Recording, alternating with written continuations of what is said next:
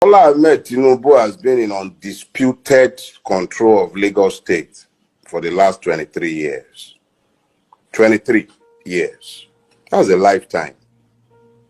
There is an Islamic tradition that says that when a child is born, it is old enough to die. So a man has been in control of a state, unchallenged, for 23 years. It is the fourth largest economy in Africa. It is larger than a lot of countries for 23 years. So let us use Lagos.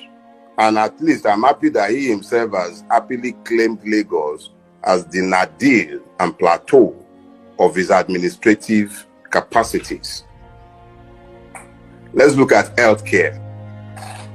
The man is himself a decrepit basket case in terms of health. Every time he's off to London or Paris, he's off to everywhere to treat himself but the General Hospital Ikeja or Lasut. Everywhere else but any of the health facilities that he has superintended directly or indirectly for the last 23 years. I am resident in Lagos and I have been long before he found his current Lagos.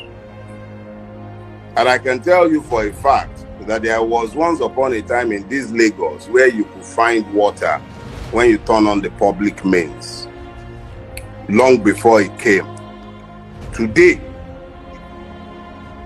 that is not the case in vast parts of the Lagos metropolis, and yet there are enough debts for 2 generations to inherit, in spite of the fact that the facilities have not been built.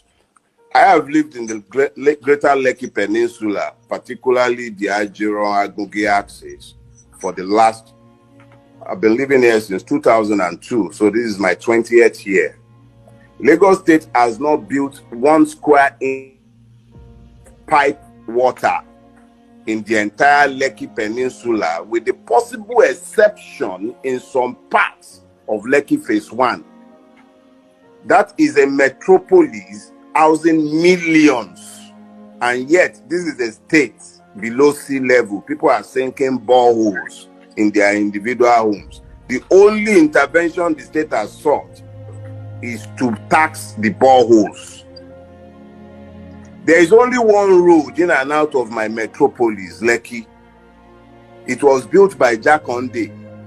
Tinubu came, stole my road, turned it into a concession, bought back the concession twice. The Lagos State government has bought it back twice. It became the scene of a mass murder, certified as a massacre by a tribunal set up by the state itself, populated by people nominated by the state itself. And then the man tells me that he is the apogee of governance capacity in Nigeria, and that I should applaud and hail Hosanna, and he will come and solve the problems created by the mess and disaster that he helped to install in 2015.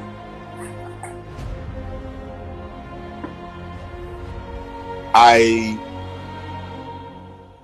am a creature of reason,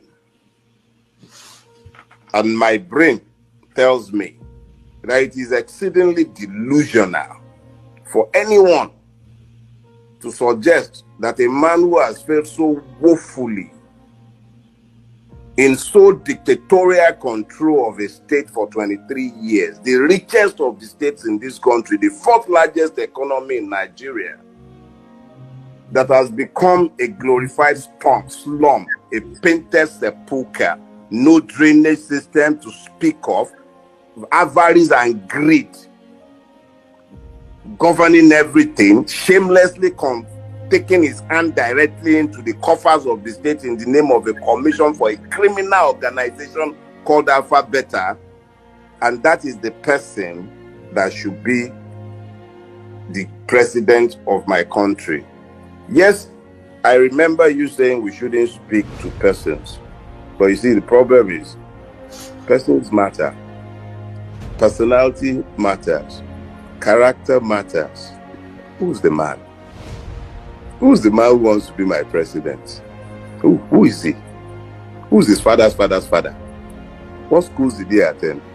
These are critical things. That's why it becomes important when you now tell me, how do I even begin to speak to a situation where we are patently and clearly in a situation that is akin to state capture, like a mafia organization has captured a state and is now seeking to extend that franchise nationwide? How?